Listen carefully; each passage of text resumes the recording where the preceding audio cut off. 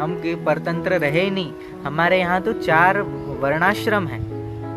4 आश्रम के बारे में, वर्णाश्रम नहीं, 4 आश्रमों के बारे में बताया, जिसमें पहला कहा ब्रह्मचर्य आश्रम।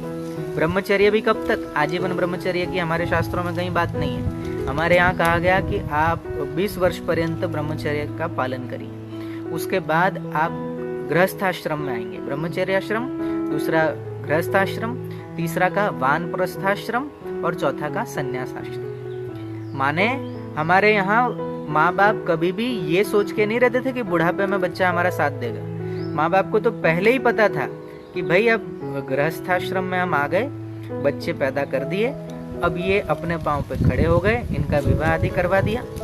अब हमारा विवाह करवाने के बाद अब हमारी जिम्मेदारी खत्म होती है। अब हमें जाना है वानप्रस्थाश्रम की ओर। वानप्रस्थ माने, अब थोड़ी सी वानप्रस्थ की व्याख्या कर देता हूँ। वानप्रस्थ माने अब हमने कमा के देख लिया, रिश्तेदारी निभा के देख ली, बच्चों को अपने पांव पे खड़ा कर दिया, बहू का मुंह देख लिया, पोते का मुंह देख लिया, बच्चे अब अपने पांव पे खड़े, अब अपनी जिम्मेदारी पूरी हो गई। झूठ, कपट, बेईमानी, धर्म, दान, पुण्य हमने सब करके देख लिया, अच्छे बुरे सारे काम करके देख लिए। लेकिन अब हमें अपने आप को जानना है, हमें ईश्वर को पाना है, हमें मोक्ष को पाना है। इसलिए अब क्या करना है? बोले इतना जल्दी तो हमारी मोह माया आसक्ति छूटेगी नहीं, तो क्या करें? तो बोले हम 10-12 साल के लिए अब ये मोह छोड़कर हम वानप्रस्थ किसी अच्छे गुरु के सानिध्य में रहे। हाँ, कोई अच्छा महापुरुष, उनके पास हम जाके रहे, जो हमें आगे जाके सन्यास की दीक्षा देने वाले। सन्यास की दीक्षा तुरंत नहीं मिलती थी। बहुत वानप्रस्थ आश्रम के बाद जब वो गुरुजी देखते थे कि हाँ इसके मन से अब मतलब घर छोड़ के आश्रम में आ गया है, तो मतलब इसका मन अभी परिवार में नहीं है, इसका मन पोतों में नहीं है, इसका मन उसके द्वारा कमाई हुई संपत्ति में नहीं है। अगर थोड़ा भी संपत्ति के प्रति मोह है या बच्चों की याद आ रही है, पोतों की याद आ रही है, अरे बहुत समय हो गया मैंने पोतों को नहीं देखा, बेटे को नहीं देखा, बहू को नहीं देखा, ऐसा कोई मन में भाव आता है तो वो कच्चा समझा जाता था, वो सन्यास के योग्य नहीं माना जाता था। तो 12 वर्ष पर्यंत उनकी गढ़ाई होती थी, पूर्ण रूप से संसार का मोह, क्योंकि हमने जो कमाया है, हमने जो बड़ी बड़ी फैक्ट्रियां लगा दी, हमने कार कमाई, बंगले कमाए, हमने बहुत सारे रिश्ते कमाए, तो उन कहीं रिश्तों के प्रति किसी प्रकार का ममत्व तो नहीं है, कहीं किसी प्रकार की आसक्ति तो नहीं है।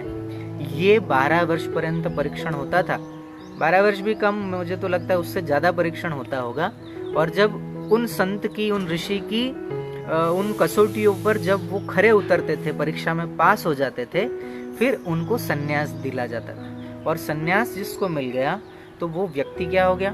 बोले वो जीते जी ही शिव रूप हो गया। वो चलता फिरता तीर्थ है सन्यासी। सन्यासी चलता फिरता ब्रह्म है, सन्यासी चलता फिरता तीर्थ है।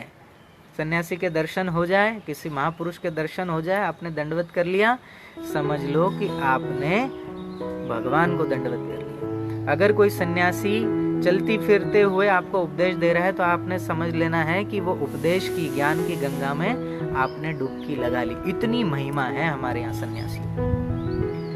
तो सन्यासी होने के बाद फिर स्वाभाविक है सबसे संबंध कट गया, तो उसको बच्चों के भरोसे रहना ही नहीं पड़ता था। वो तो आप्त काम था, फिर तो जंगल में चला जाता था, गिरी गुफा में रहकर साधना करके ईश्वर को पा लेता था। तो हमारे यहाँ कभी ये नहीं रहा कि बच्चे हम इसलिए पैदा करें, लड़का इसलिए चाहिए क्योंकि बुढ़ापे में साथ देगा। लेकिन ये पूरी की पूरी मन गढ़ंत, ये कल्पना या ये स्वार्थ फिर बुढ़ापे में झूठा सिद्ध होता है। क्यों? क्योंकि हमने तो इस कामना से बच्चे पैदा किए थे कि लड़का हमें बुढ़ापे में साथ देगा।